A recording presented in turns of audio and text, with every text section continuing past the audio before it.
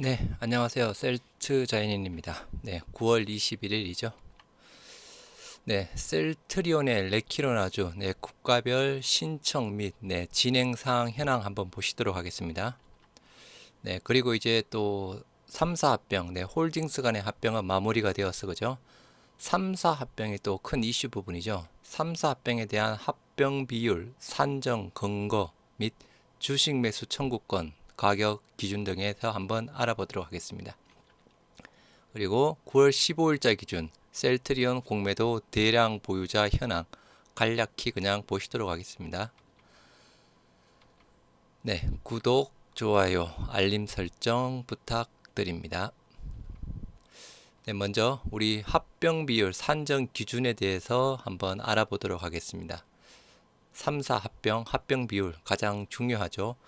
자본시장과 금융투자업 관련 법률 시행령 제176조의 5 합병을 위한 이사의 결의일과 합병 계약을 체결한 날 중 앞서는 날의 전일을 기준으로 최근 1개월 평균 주가 이 부분은 합병 이사회 결의한 날 기준입니다. 결의한 날 기준으로 최근 1개월 평균 종가, 최근 1개월 또 일주일, 1개월 평균 종가, 일주일 평균 종가, 최근 일 종가, 전일 종가죠. 해서 산술 평균을 기준으로 한다. 이 가격을 기준으로 비계열사 합병 시에는 30% 범위 내에서, 계열사 간 합병의 경우 10% 범위 내에서 할인 또는 할증한 가격에서 합병 가격을 정한다고 합니다. 우리는 셀트리온 삼형제는 계열사 부분이죠. 그래서 10% 범위 내에서 1개월 평균 주가, 일주일 평균 주가, 종가, 전일 종가 평균 기준으로 한 거에서 10% 범위 내에서 할인 및 할증한 가격으로 합병 가격이 정해질 것 같습니다. 네, 그 다음 주식 매수 청구권. 말 그대로 그냥 쉽게 설명하면 나는 합병에 반대한다 해서 내 주식을 사달라, 이 가격에 사달라 라고 이야기를 하는 부분이고요. 합병에 반대하는 주주는 상법 제10절 합병에서 제522조의 3에 의하면 합병 관련된 공고 또는 통지를 한 날로부터 2주 내 서면으로 합병에 반대하는 통지를 하고 그 기간이 경과한 날부터 20일 이내에 소유하고 있는 주식의 매수를 청구할 수 있다고 되어 있습니다. 매수 청구권 가격에 대한 부분은 이때 회사는 2개월 내에 이 주식을 매입해야 하며 매수 가격은 협의에 의해 결정하거나 협의에 의해서 이사회 결의 이전 정권시장에서 거래된 주식의 60일간의 평균 가격으로 정한다. 협의에 의해 정한다는 것은 이사회에서 말 그대로 가격을 정할 수가 있는 부분이고요. 또는 60일 평균 가격, 결의 이전 60일 평균 가격으로 한다는 기준이 있습니다. 또 하나의 기준은 거의 똑같은 부분인데요. 60일 평균 가격에 대한 부분보다는 이사회 결의 전 형성된 시가, 그러니까 이사회 결의일 전일부터 과거 2개월간, 1개월간, 일주일간의 가중 평균한 종가를 산술 평균한 가격으로 결정한다. 이 부분도 있습니다. 해서 이 부분이 금감원에서 나온 내용 부분이거든요. 그래서 이게 조금 더 정확하지 않을까 생각합니다. 저도 정확히는 잘 모르겠습니다.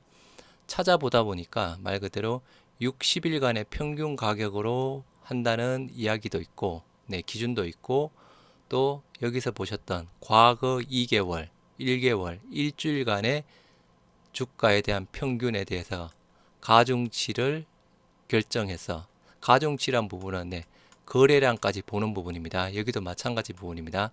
단순하게 주가에 대한 평균 가격만 부분이 아니고 당일 일어난 거래량에 대한 부분도 가중치를 부과해서 주식 매수 청구권 가격을 결정한다는 부분입니다.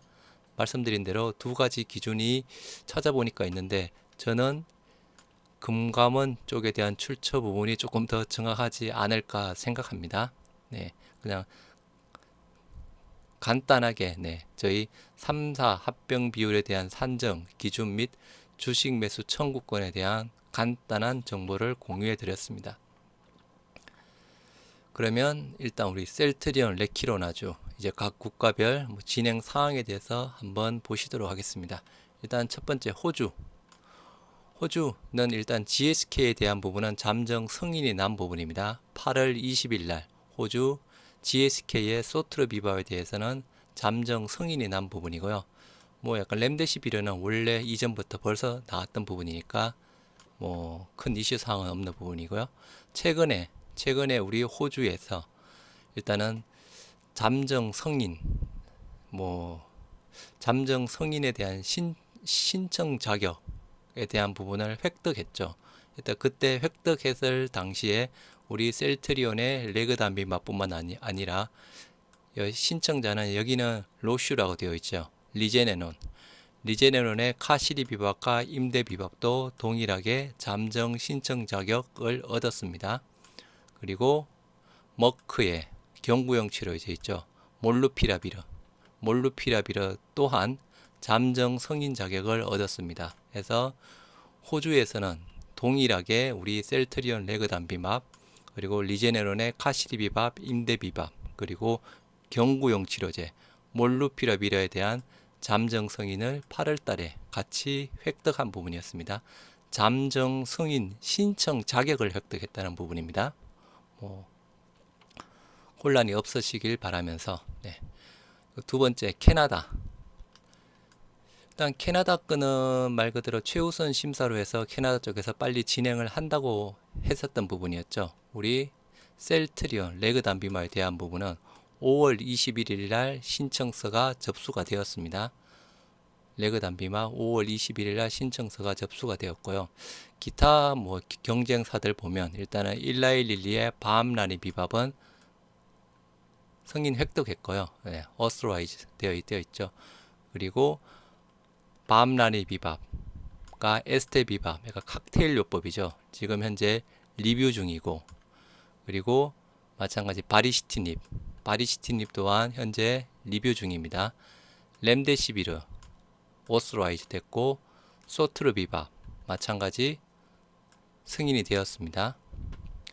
그리고 리제네논의 카시리 비밥과 임대 비밥 마찬가지 승인이 되었고요. 그래서 우리의 주요 경쟁자들 리제네논의 카시리 비밥, 임대 비밥, GSK의 소트르 비밥 그리고 약간 밤라니 비밥과 에스테 비밥은 일단 리뷰 중 부분이고요.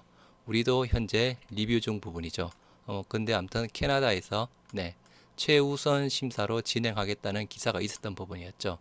그래서 지금 5월 달에 접수가 되었던 부분이니까 나름 조금 더 최우선으로 진행하겠다고 했던 부분이니까 좀 빨리 좀 되었으면 좋겠습니다. 그죠?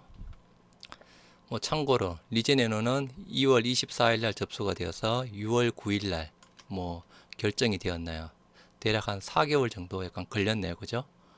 2월 24일, 6월 9일 대략 4개월 정도 걸렸던 부분이었고 소트르 비밥은 한 3개월 정도 걸렸네요. 우리도 5월 21일 날 3개월 아니고 최대 4개월 정도 본다고 하면 9월 말 10월 초 정도에 나올 수도 있을 것 같죠. 물론 비교를 해서 그렇습니다. 더 걸릴 수도 있는 부분이고요. 캐나다 상황 참고를 하시기 바라면서 캐나다 아까 말씀드린 대로 셀트리온 레키로나 캐나다 보건부 NDS 승인 우선 심사에 돌입한다는 기사가 8월 3일에 있었죠. 셀트리온이 개발한 코로나19 항체 치료제 레키로나가 캐나다 보건부로부터 신약 제출 승인을 받고 우선 심사 절차에 돌입했다. 셀트리온 헬스케어 캐나다는 지난 5월 28일 접수한 레키로나의 신약 제출 파일이 캐나다 보건부로부터 승인받고 우선 심사 절차를 통해 검토되고 있다고 3일 밝혔다. 그래서 아까 보여드렸던 5월 21일이죠. 접수가 된 부분은. 아무튼 해서 잘 3, 4개월 아까 리제네논 4개월 정도 우선 심사 돌입 해서 또 조만간 또 캐나다권에 대한 승인 결과가 나올 것으로 보고 있고요. 네, 브라질 뭐 다들 아시다시피 안비자 브라질 식품의약국청에서 만장일치로 우리 레키로나주에 대한 부분을 승인했던 부분이었죠. 그리고 최근에 대략 한 3,200 바이얼 정도를 브라질에 수출을 한 부분도 있고 또 또 축하 행사 뭐 또 했던 이벤트 부분도 있었던 부분이었죠.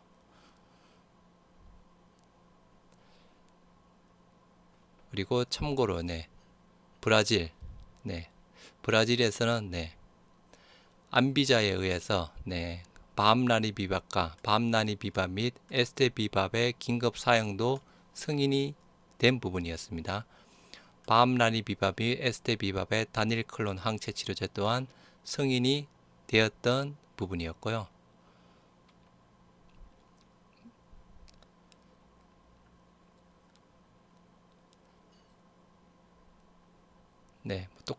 같은 부분입니다. 제가 자료를 두 개를 했네요. 똑같은 부분이고요. 네 번째 이제 멕시코에 대한 부분은 뭐 기사에서는 크게 대두가 되지 않았지만 저희가 알고 있는 부분은 no favor이라고 해서 좀 우호적이지 않다는 그런 결과를 약간 표명했었죠. 멕시코 식약처에서. 그러면 기타 경쟁사 부분은 어떤 부분인지 한번 보시도록 하겠습니다. 먼저 밤라니 비밥. 밤라니 비밥은 일단 favorable을 획득했습니다. 그리고 일라이 릴리의 바리시티닙 이것도 일라이 릴리 거죠. 이것도 일라이 릴리 거 단독요법 마찬가지 favorable 해서 좀 유리한 결정을 약간 받았던 부분이었고요. 소트르 비밥 GSK의 소트르 비밥은 멕시코에서 no favorable 우리 레그담비밥이랑 동일합니다. 이게 해석이 서로 다르게 나온 부분인데요. 일단 영문 표시는 no favorable 동일합니다. no favorable이라고 동일한 부분이고요. 그리고 리제네논의 카시리 비밥과 임대 비밥 마찬가지 no favorable 동일하게 받았습니다. 그리고 우리 레그담비밥 마찬가지 no favorable 동일하게 받았고요. 어떻게 보면 가장 좀 좋은 항체 치료제 라고 생각되는 부분이 리제네논 거죠.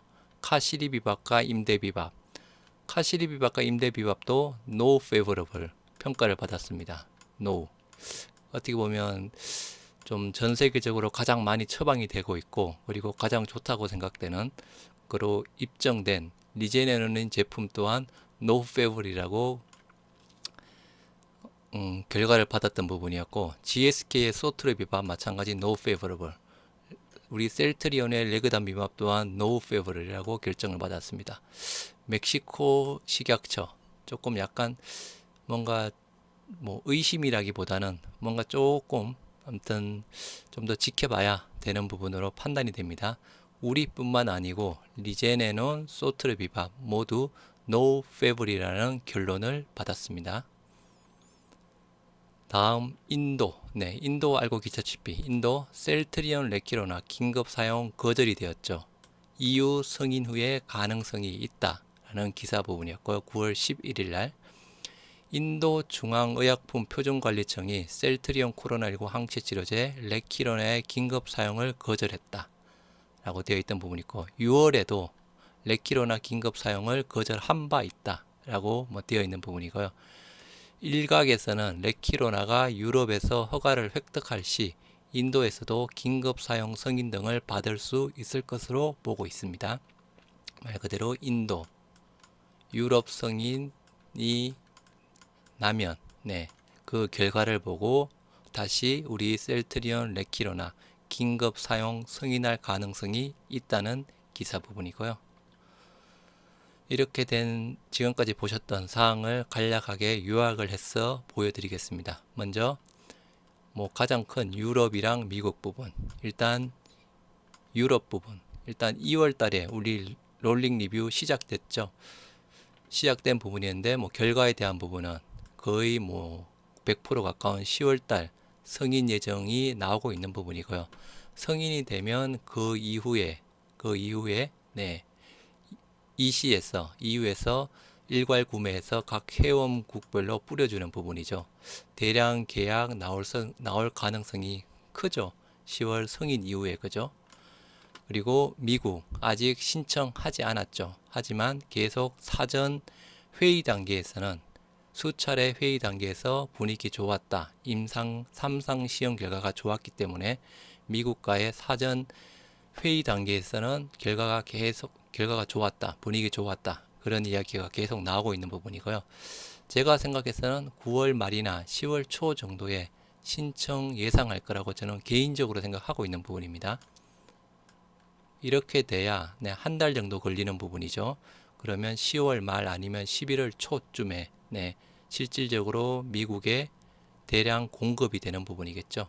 미국은 성구매 그리고 말 그대로 비축 물량이 필요한 부분이니까 성구매, 대량 성구매 쪽으로 해서 대량 계약이 발생할 것으로 보고 있는 부분이고요.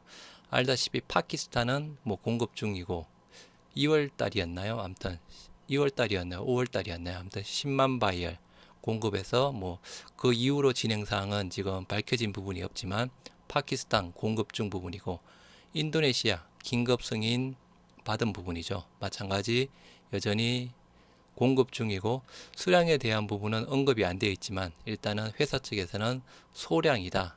아직까지는 소량이다. 그렇게 이야기를만 나오고 있는 부분이고요. 브라질 마찬가지 아까 보셨던 대로 만장일치로 긴급 승인을 받았던 부분이었죠.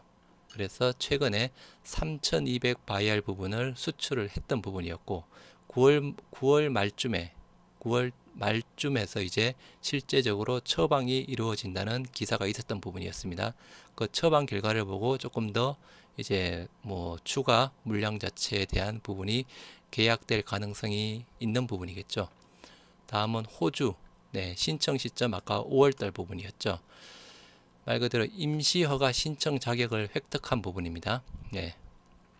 아까 보셨던 리제네논 부분이랑 그리고 경구용 치료제 몰루피라비르랑 같이 해서 임시허가 자격 신청 자격이 획득이 되었던 부분이었고 심사 기간이 그냥 일반적으로 220일에서 한 255일 정도 걸린다고 합니다. 그런데 아까 보셨던 경쟁사 기준으로 본다 그러면 대략 4개월 아니면 조금 더 걸릴 수도 있는 부분이겠죠. 그래서 5월달 신청한 부분이니까 경쟁사 그 기준상으로 보면 조만간 결과가 나올 수도 있겠죠. 아니면 여기 심사 기간으로 약간 봤을 때 더 걸릴 수도 있는 부분이고요.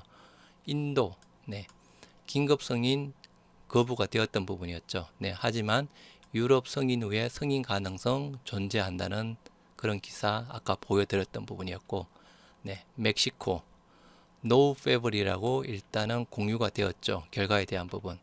하지만 우리 셀트리온 레그단비마뿐만 아니라 리제네논 거랑 GSK 소트르비밥도 또한 노 페블이라고 같은 결과를 받았습니다. 그리고 기타 긴급허가 신청한 그 나라들이 기사를 찾아보니까 아랍에미레이트, UAE, 요르단, 사우디아라비아, 모로코, 이라크 등이 5월 초쯤에 신청한 걸로 알고 있습니다. 근데 아직까지 그냥 결과에 대한 부분은 공유가 된 부분이 하나도 없죠. 아랍에미레이트, 요르단, 사우디아라비아, 모로코, 이라크 에서 아직 결과가 공유된 부분은 없고요. 이외에도 또 기타 소규모 국가들이 있습니다. 근데 그 국가들이 어딘지는 잘 모르겠지만 그죠. 아무튼 소규모 국가들이 있습니다. 그래서 간략하게 우리 셀트리온 레키로나주의 각 국가별 신청 및 진행 사항을 간단하게 공유를 해드렸습니다. 혹시나 약간 제가 잘못 알고 있어서 틀린 부분이 있다면 댓글로 약간 달아주시기 바랍니다. 그리고 마지막으로 우리 항상 셀트리온 공매도 대량 잔고 보유자 9월 15일 기준으로 변함이 없죠.